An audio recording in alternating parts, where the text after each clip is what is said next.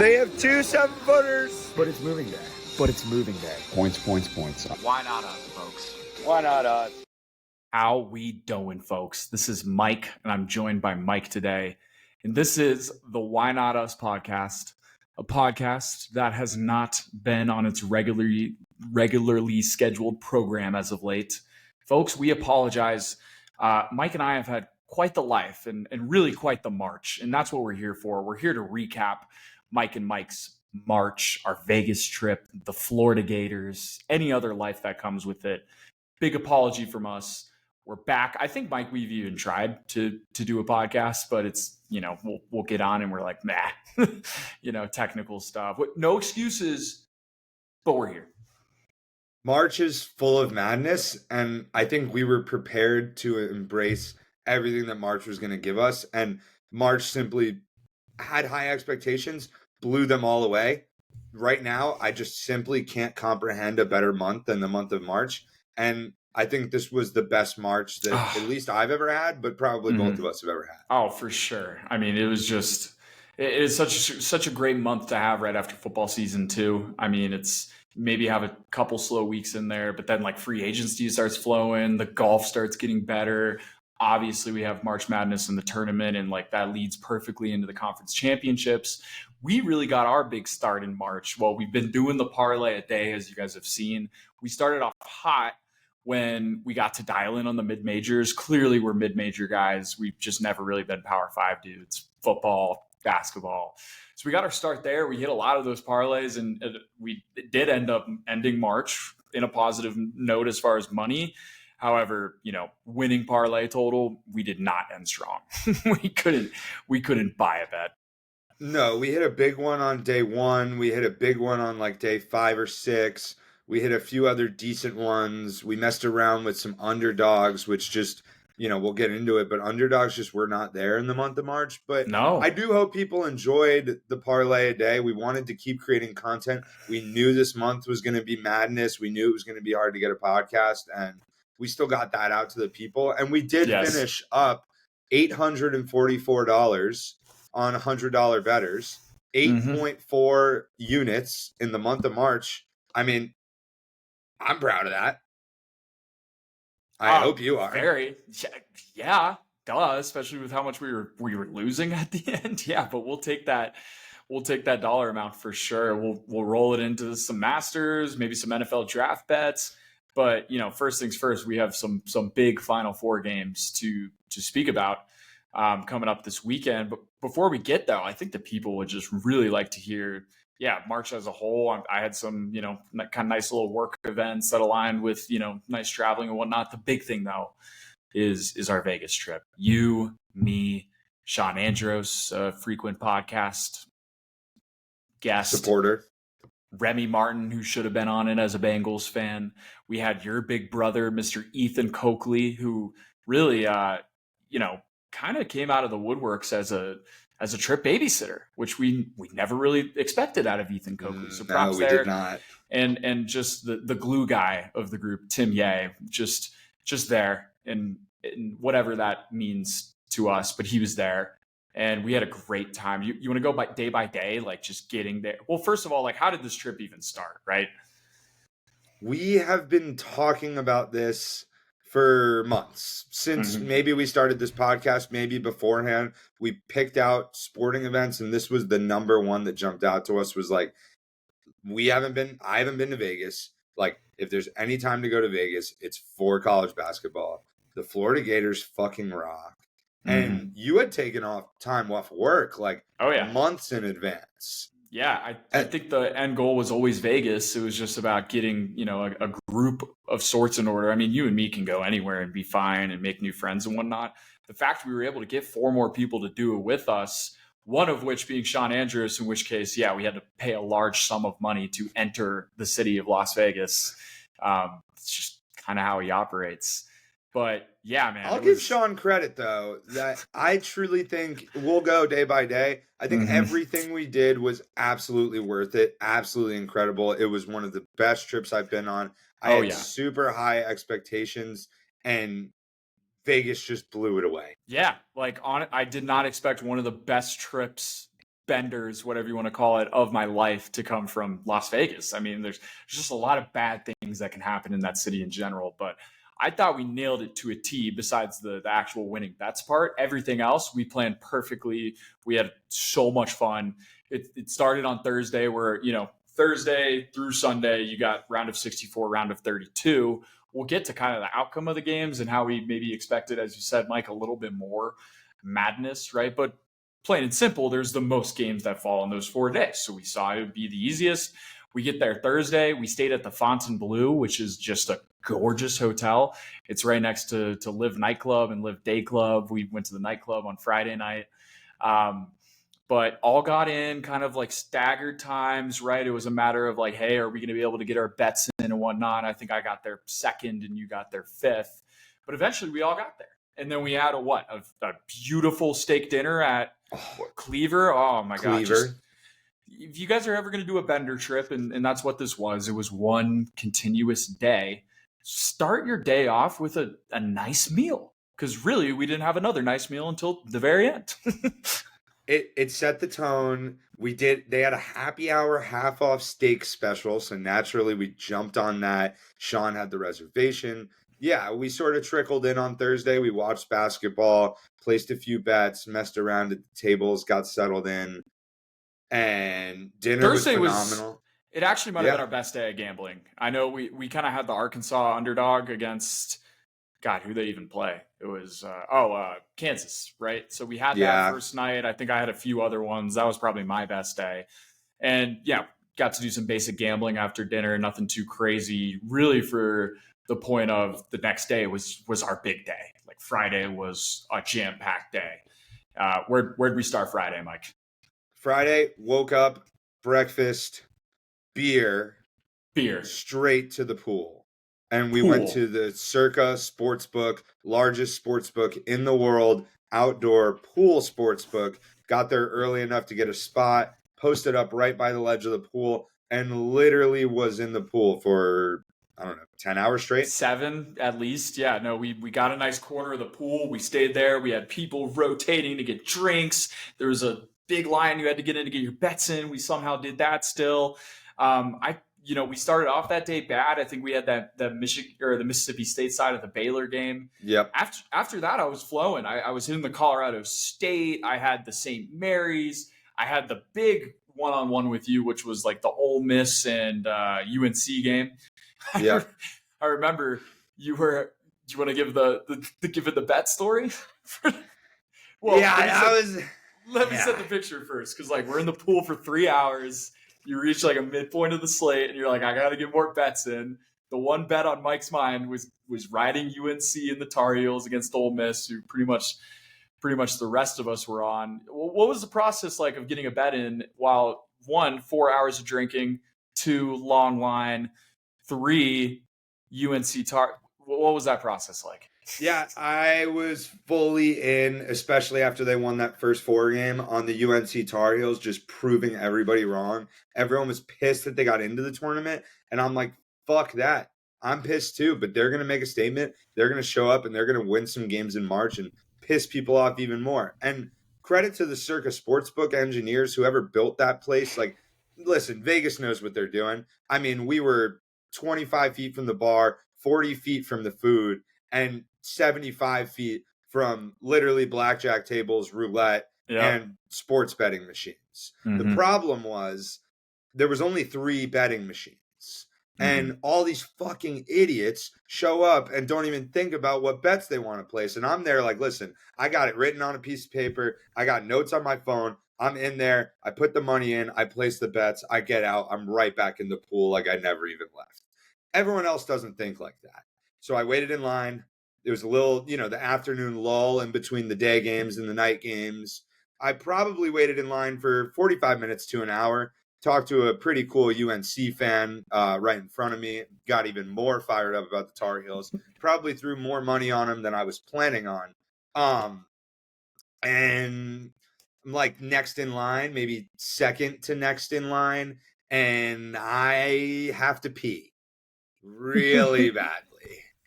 And I'm like, I've been waiting in line for so long. I am not fucking leaving. I'm going to hold this.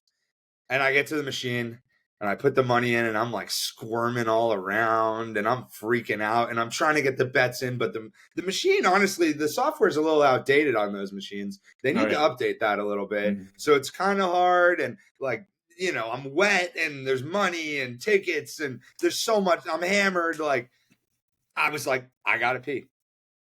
So I did.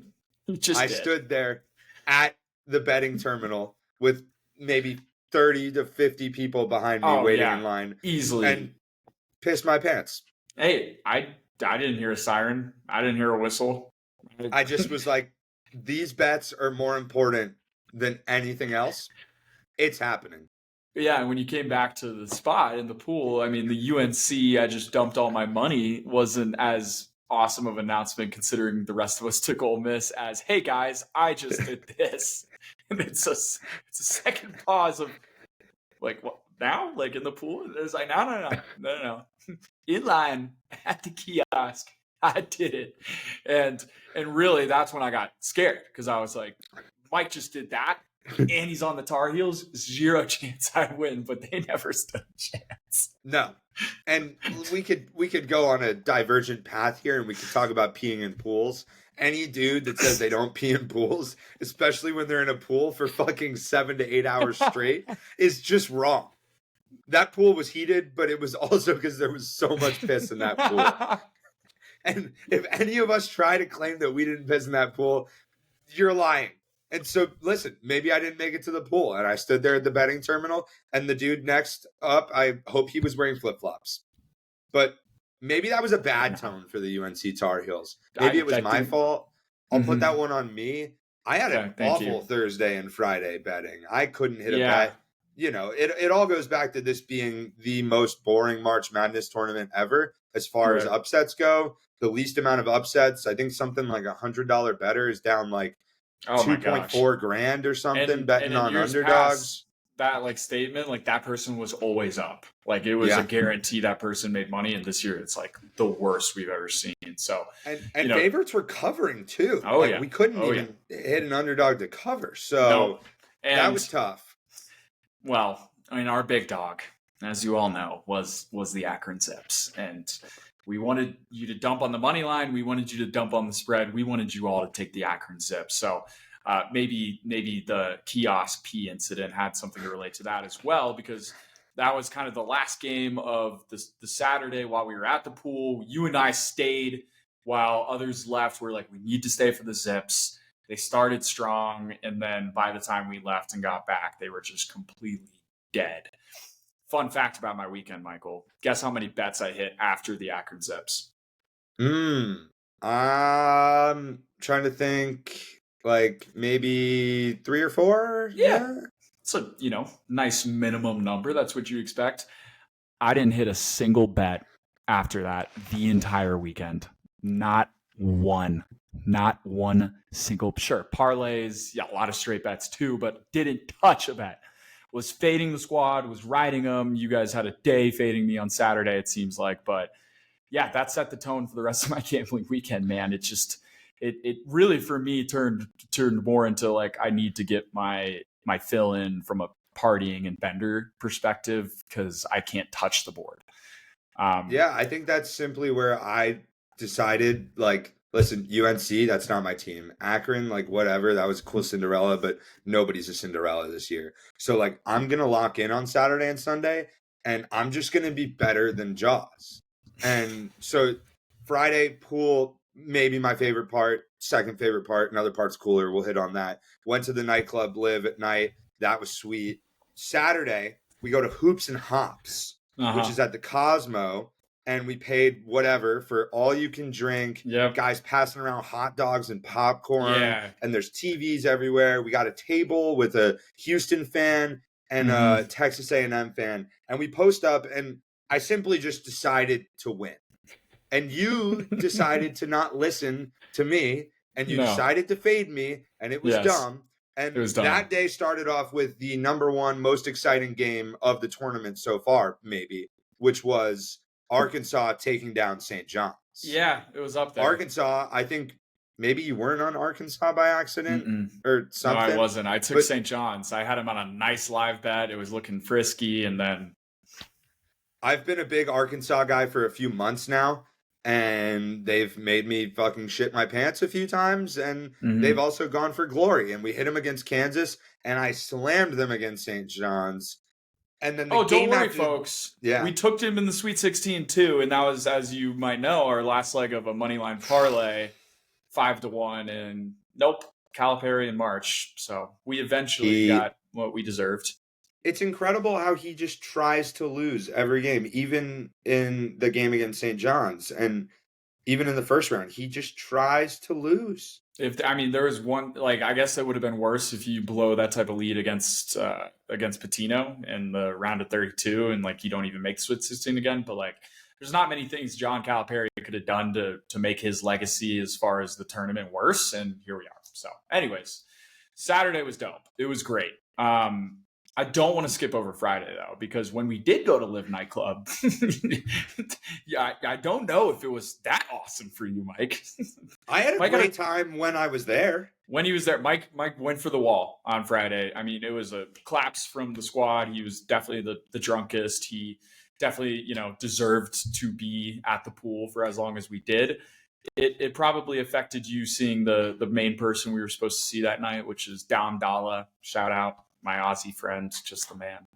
But yeah, you just, had a little spillage in the middle of the floor and just got you out of there. We had a support group, and this is really where babysitter Ethan came in. He got you out of there, got you to reset. I think you gambled that night, and you were ready for Saturday, as I was not. I was not ready for Saturday. I didn't tell you. My head was not in the right place. I stayed there till 4 a.m. though. I think I had a good night that night. In other ways, that was a good night. I got some wins elsewhere, but not betting. I did not have my best performance on Friday night. And yeah, I think I looked at it as a bit of a sprint day, and I should have looked at it a bit as a marathon.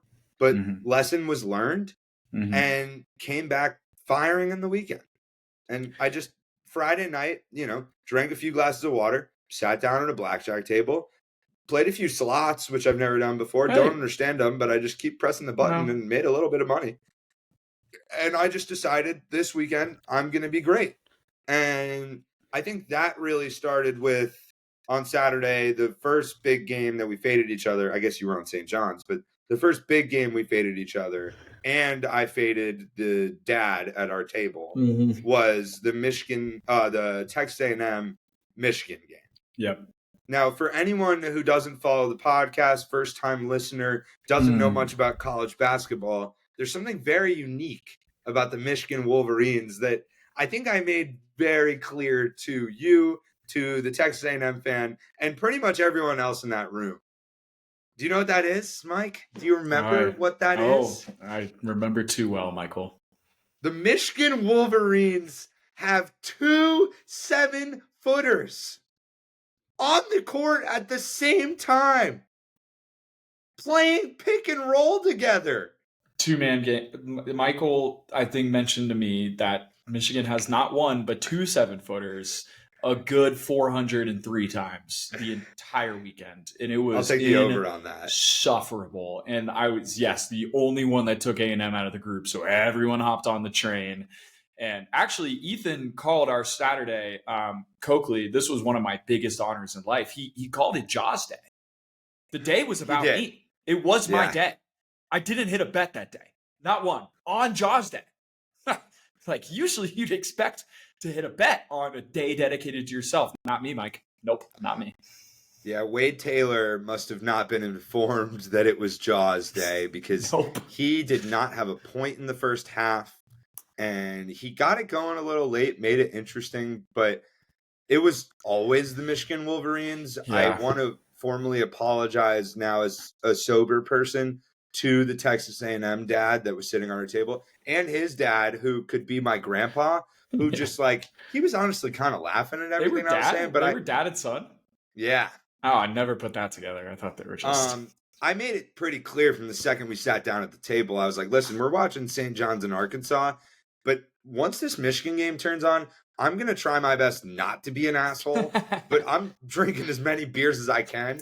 And I put the biggest bet of the weekend on the Michigan Wolverines. So I'm going to direct everything to my buddy Mike here. And please don't take it personally. And I did my best. You did good. You did good. It was a good day for you. I think Sunday was a little bit better too. I don't think I hit a bet on Sunday too. Head was also not in a good place on Sunday. Well, good place. I mean, great place. Let's talk about our heads for a sec. What shape are our heads, Mike? A little bit ovally, but sphere. Saturday, So, guys, Michigan Wolverines finished off the day. There was 1 or 2 games after that, and then there's something got that like we nap reset in. Yep. I think we both got a quick one, right? Yep. And then really like the main event of our trip, which we didn't expect to be. We maybe had high expectations. We paid a lot of money for our tickets, but we were like, yeah, this will be cool. I think we have to do it. Props to you too, man, because like I think I could have done without it, just at least my pre-thought going in. No shot in heck I would have wanted to do this trip without going to the Sphere on Saturday night. We were on the second level. You guys know the Sphere from at least the outside, as far as the big visual. You can see it from space, all that. It's really like the eighth wonder of the world. Going inside, it's like times 10 because it's just a surrounding screen of the craziest visuals. I'm a big music guy, like Dead and Company, formerly Grateful Dead. They add John Mayer to the mix. A little like the biggest free agency pickup of all time was the Grateful Dead picking up John Mayer and continuing that music. I mean, they can sell out any venue they go to. They have a huge fan base. And we are now deadheads because of what we experienced in the Sphere. I don't even know how to put it into words. I don't think words do it justice. I just know that all 6 of us had, I'll say it, like a really like spiritual, amazing experience where I felt like a new man coming out of it from a music perspective and a visual perspective. I mean, it was a home run. It feels like the best partnership of all time, the Sphere and the Grateful Dead. And we got to be a part of it. And now it's the only thing we can think of. Yeah, I was excited for it, but not super into the music. But I was like, we're there, so we got to go to this crazy place. And it was also really nice because it was the first time that we weren't like drinking heavy, because we were drinking for 2.5 days straight at that point. Right. No complaints about that. But It was nice to like step back, take a little nap, smoke a little pot, walk into the Sphere.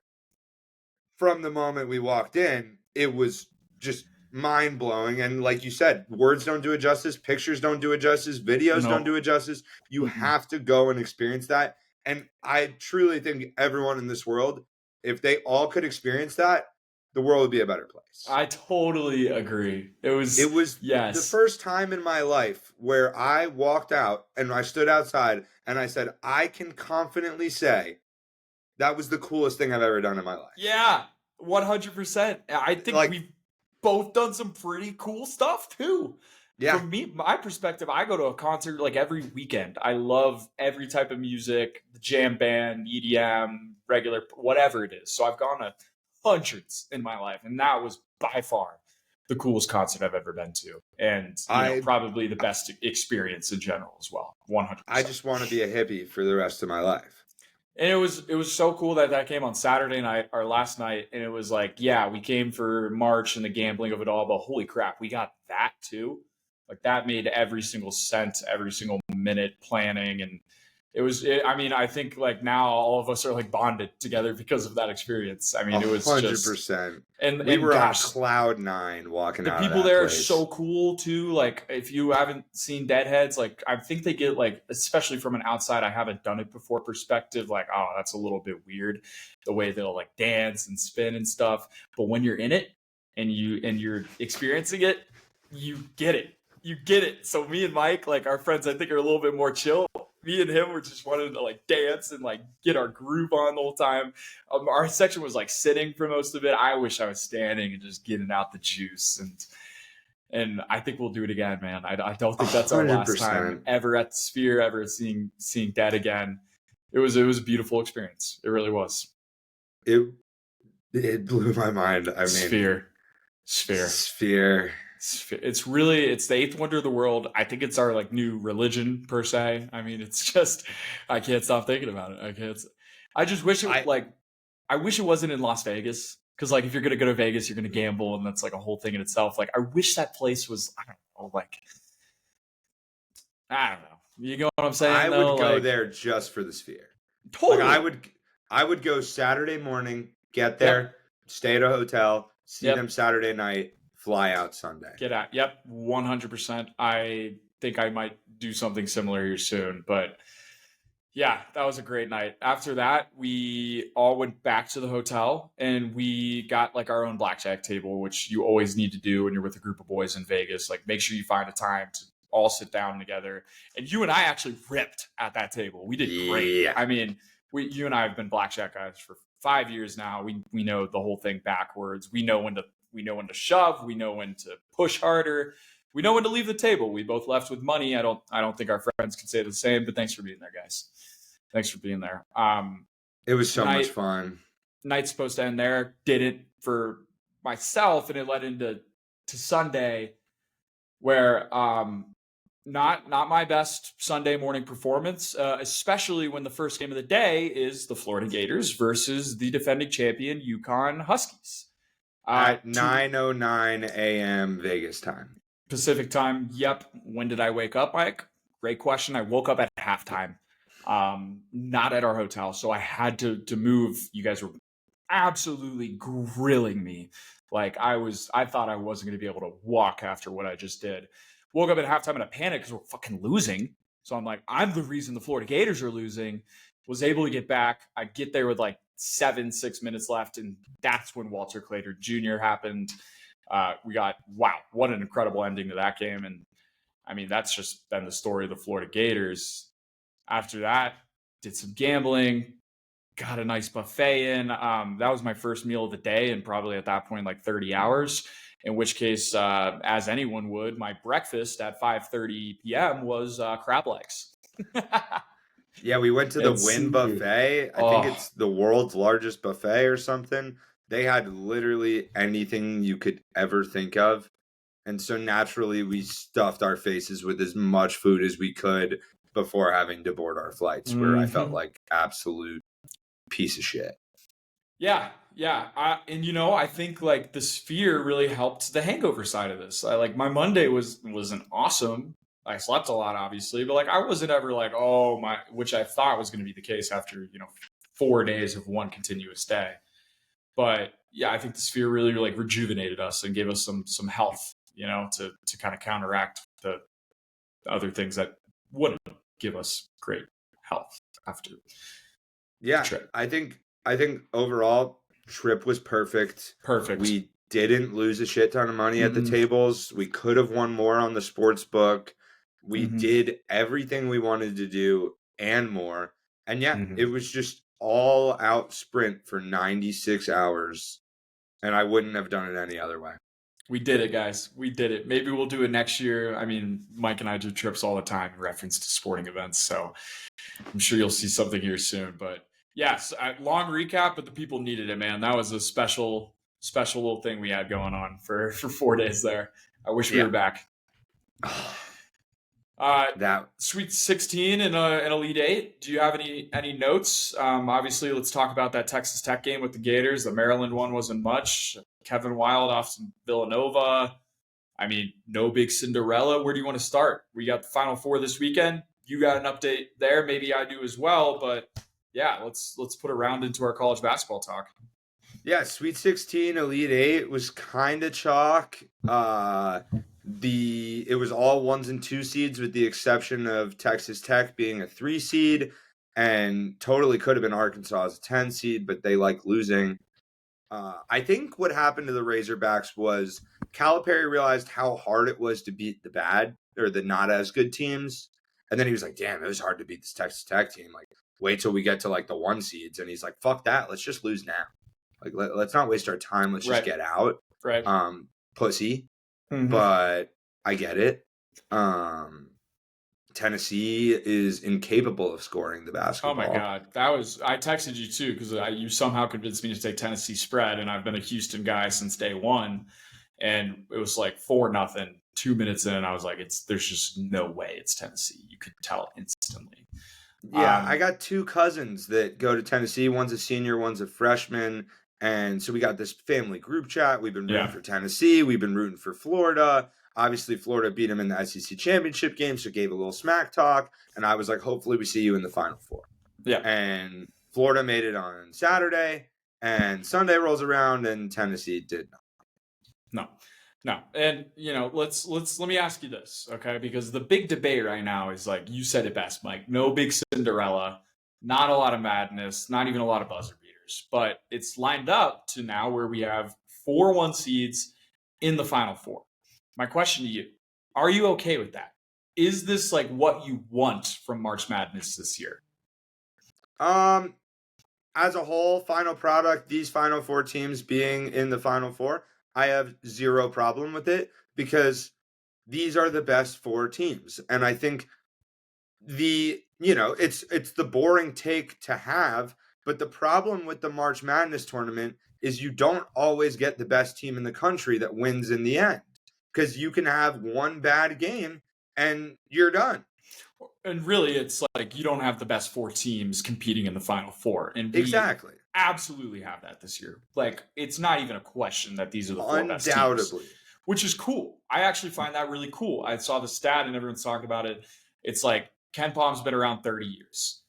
These 4 teams all land in the top 10 all time any year with Ken Palm. And it's these 4 Final Four teams, the 4-1 seeds. There was a lot of people saying before the tournament, it's like, hey, 4-1 seeds, then there's a tier to the 2 seeds, and then there's another tier, which was true to that as well. I mean, the whole Elite 8 was 1-2 besides the Texas Tech game, and Texas Tech was like really probably the second best team out of our region. So, I totally agree with you, Mike, and I think madness comes no matter what. So we didn't get a lot of madness that first weekend. Sweet 16 and Elite 8, we still had some good games, but yeah, they were pretty chalk. Now that we have the 4 best teams, we are owed some madness. And I don't think either of these games are going to be a blowout, with the exception of maybe Duke. Maybe Duke goes on a flyer, but man, I am high on this Houston team. I really think they could win this game. Yeah, they're experienced. They've been there before. Kelvin Sampson is a great coach. Sampson, man. I think he's the best in the Final Four. I think he's the best coach remaining.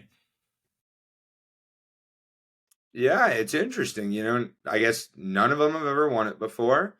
It's Todd Golden's first Final Four, John Shire's first Final Four. Kelvin Sampson was there a few years ago, and Bruce Pearl was there last year. No, it was 2019. Yeah, so I mean, Auburn hasn't been back since that Kyle Guy Virginia year, I don't think. So they're looking for vengeance. They're also just looking for vengeance against the Florida Gators. The fact that we beat them without Alex Condon in Auburn by a good margin. Like, they looked like the better team then. Are they still? I'd like to think so. I also just think Auburn's really fucking good, man.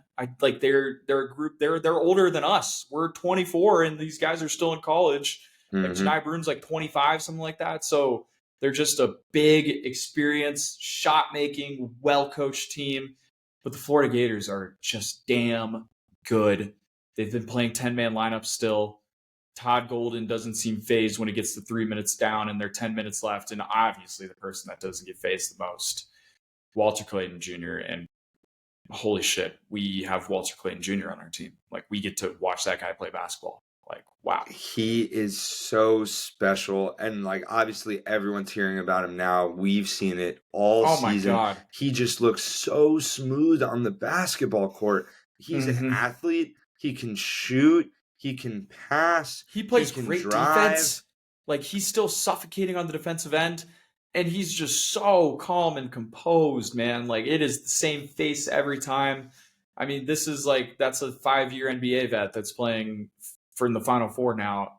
The comparison's been Curry this week. Yeah, absolutely. The way he just pulls up from anywhere, off the dribble, catch and shoot. He'll take you to the basket. And then, as you saw in that kind of go-ahead shot, he'll go right back to the three-point line and pull up from there. I was at the Gator Watch Bar in Denver, and it was one of the coolest basketball experiences I've ever had. It was, I mean, I was head in my hands, with 4 minutes left, and then slowly but surely they brought me out of it. And even when they were down, I don't know, 5 or 6, I was like, oh, like, they're going to win. Like, that's what this team does. That's what they're going to do here. I have There's a question, something though, really, yeah. because of this, kind of the ending Elite Eight. That was like really the one close game of the Elite Eight. Mm-hmm. Are we the worst team out of this Final Four because we had that close game with UConn, Texas Tech? Are we the most resilient team because we got that experience and now we're about to go into these closer games? Like, how has anything changed since this tournament after the SEC tourney, or are we in the same ship we've been?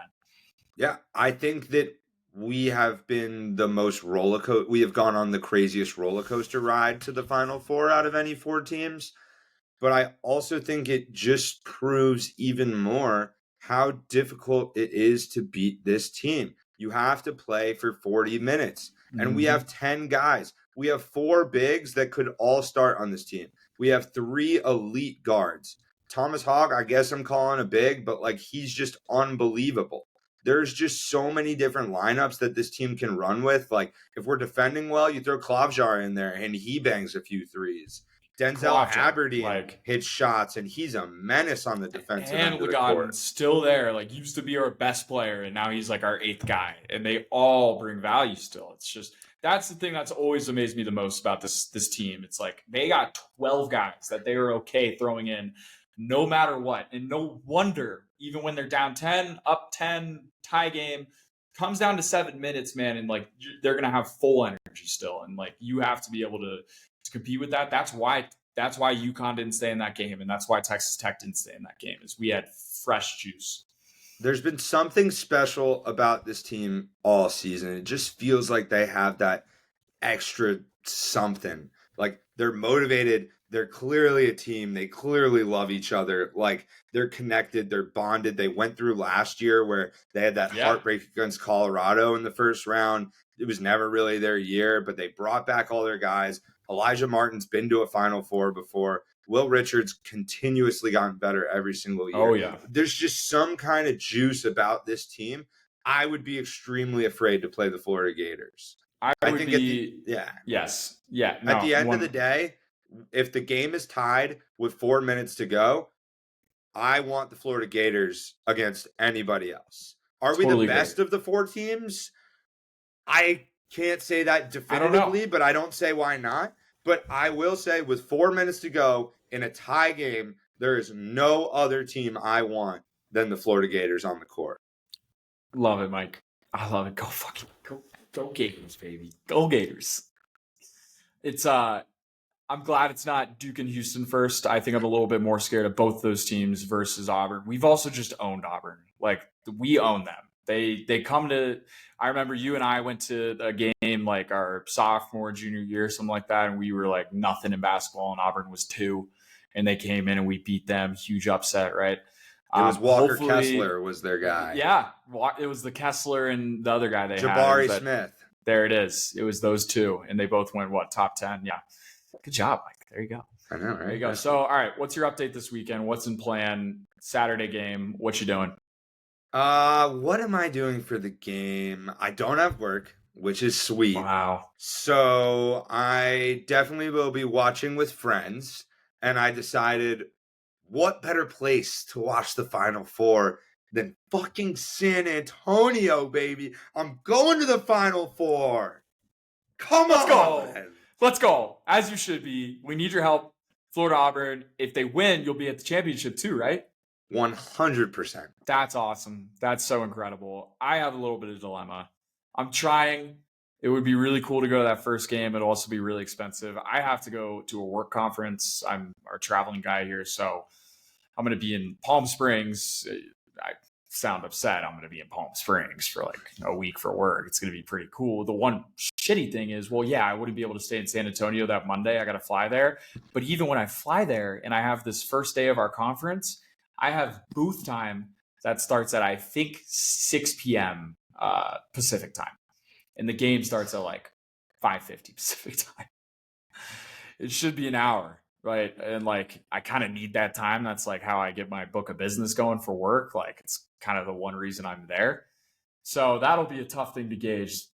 Might miss the first half. But as we've seen, maybe when I miss the first half, it works better for the Gators. So there's a small chance I'll be there with you, Mike, on that Saturday, and we can turn up in San Antonio for the weekend. Hopefully, have a nice Final Four win to celebrate. But don't count on it. In which case, I will, hold down the fort here in Denver, get some of the Denver Gators flowing in the watch bar.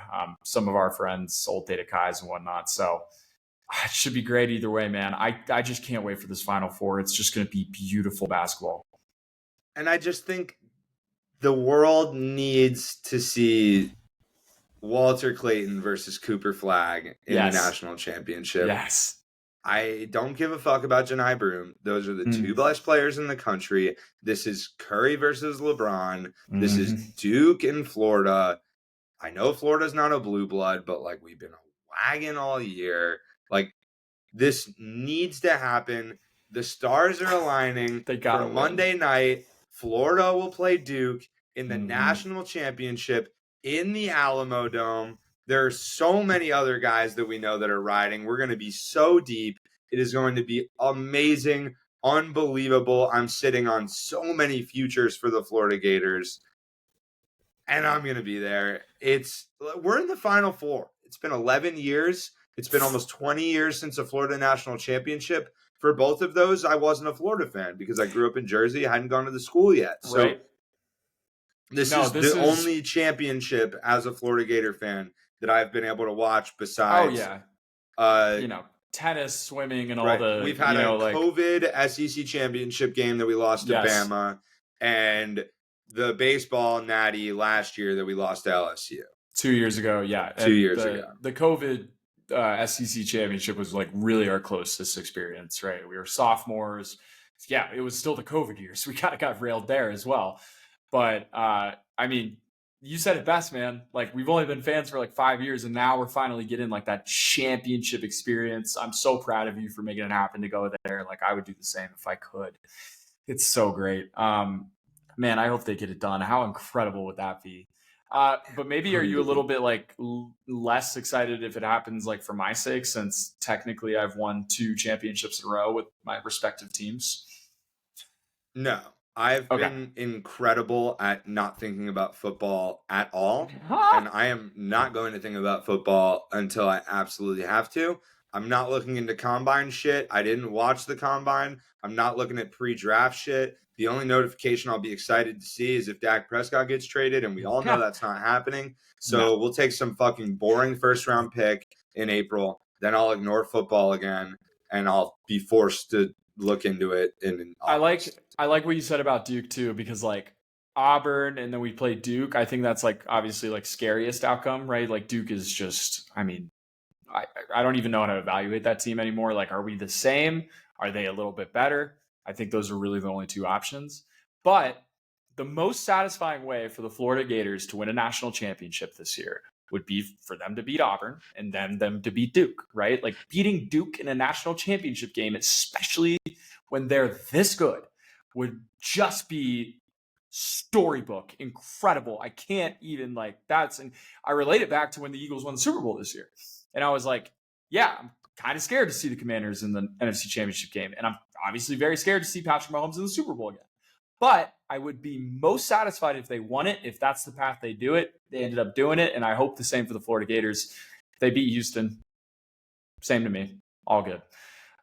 Wait, but quick question. Like, what happens to you what happens if they don't go to the championship? Like, what do? Do you leave early? Do you stay? Do you go to the game still? I think it depends. You don't want to worry about it? Don't even answer. I haven't really thought about it much. They're going to win. Don't worry about it. The Florida Gators are going to win. The Florida fucking Gators. Let's go. I mean, it was just so irresponsible. We bought our tickets Saturday morning before the Gators had even beaten Texas Tech. And it was me, Mason, and Chris. We didn't tell anybody because we didn't want to jinx it or anything else. We were like, we're going to buy these tickets because once teams start making it to the Final Four, we're afraid tickets are going to go up because the fans are finally going to know their team's in it officially. Yep. So we hopped on it, didn't say anything. Of course, the fucking Texas Tech game happens, and I'm like, great, we fucking jinxed it. Then we win. We tell everybody. We immediately bought flights that night. Good thing we did because those got jacked up. I mean, I still haven't looked at my bank account since Las Vegas. Don't do that. And I'm just not going to. No, you definitely shouldn't look at your bank account. I made that mistake last week, and it's been on my mind ever since. But I don't plan on looking for another month or two. That's a good move. Thank you. To close out college basketball, please. I guess, if you're ready. Yeah. I think everyone talking about like no Cinderellas, no upsets, it's all NIL's fault, the top teams are too good. I think that's a complete overreaction. I think this year, other than any other year, some years you don't know who the best team is. No. Some years the one seeds are totally up for grabs. Like right. This year, you knew the whole year that there was 4 teams better than the rest. Like other teams were frisky and made runs and had big wins. There were 4 teams the whole year. Those are the 4 teams you want in the end. And for the whole upsets thing, I think the upsets just didn't happen. And for whatever reason, they all just didn't happen this year. And but I think anyone that thinks Cinderellas are done is insane. No, and this is way better than last year. Because last year, instead of 4, it was 1 really good one. And everyone knew UConn was going to win the whole thing. And then guess what happened in the Final Four? They met an 11 seed NC State team. And awesome story. The DJ guy was awesome. DJ Burns, right? And then, you reach the wall, right? But this time we didn't have that. And now we just have 4 juggernauts that are on a collision course. And now I think we're going to get a great weekend, great 3 games of basketball. And let's hope it's the Florida Gators coming out of it, Mike. We got some futures on that as well. For sure. All right, let's hit a couple quick other sports things. First things first, I think the topic of the NFL. I know you don't want to talk NFL until the Cowboys, stop cowboying. That'll never happen, so we have to do it. It's the tush push. Is it going to get banned? So a few months ago, the Packers came out and they were like, hey, we're proposing that we ban the tush push. The Packers didn't even have a tush push against them when they played the Eagles twice this year. We just beat them everywhere else. So I don't really know where that's coming from.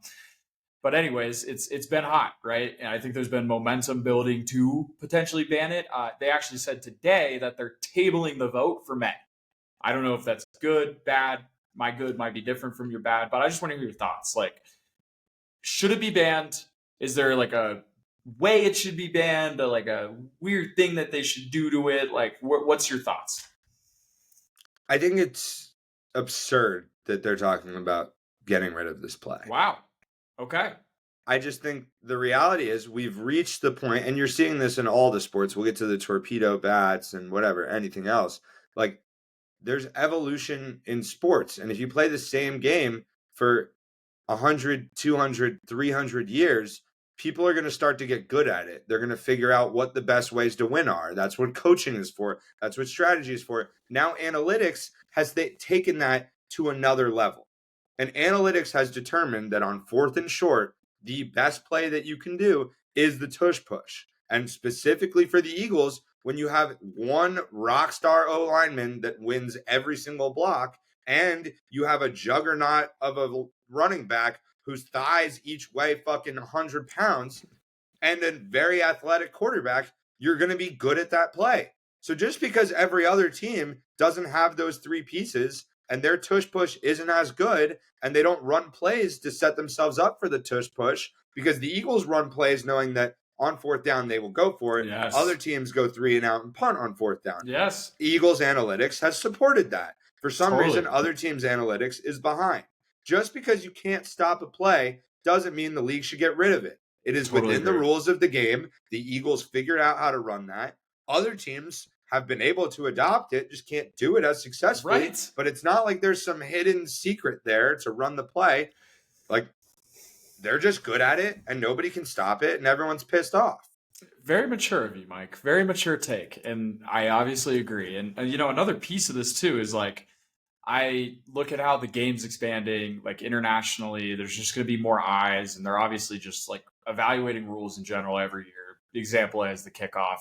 Nobody likes the format now, but they're going to roll forward with it for reasons, probably a lot of them.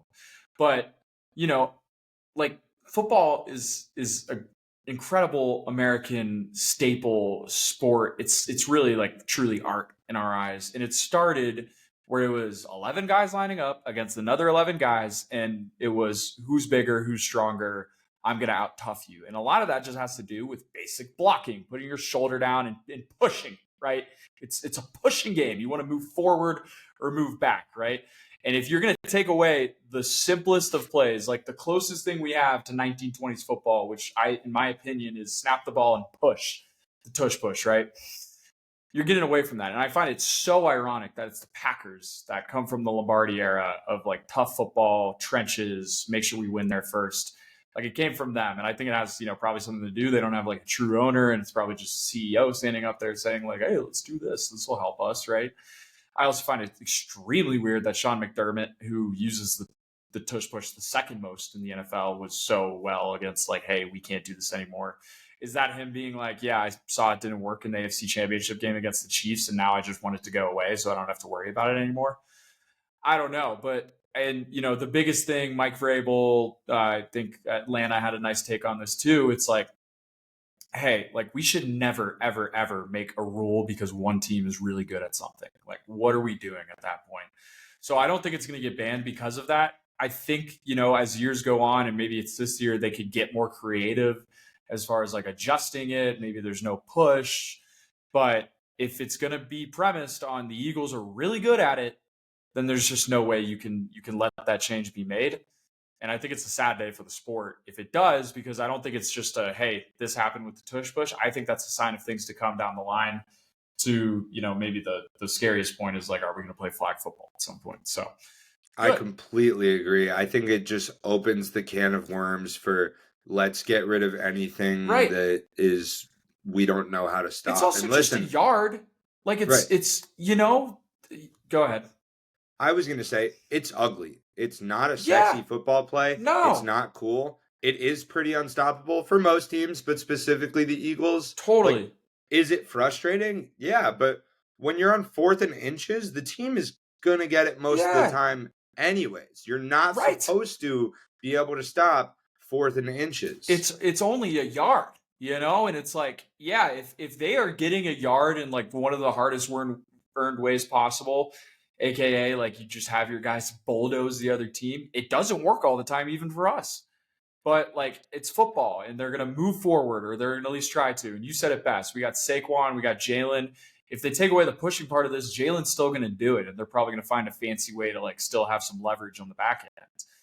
But yeah, don't get rid of just the basic rudimentary football plays. That's what this is. I think Mike Vrabel's thing was like, all right, are we going to tell Lamar Jackson he's not allowed to run in open space anymore? Like, so I think they'll find alignment, but it's been pretty hot as far as topic of discussion this week. And I think it looks especially bad if you're doing it to the team that just won the Super Bowl. So completely agreed. We didn't even talk about the Super Bowl that much, man. I'm still a little bit upset we didn't get a lot of podcasts in after. Do you want to talk about it now?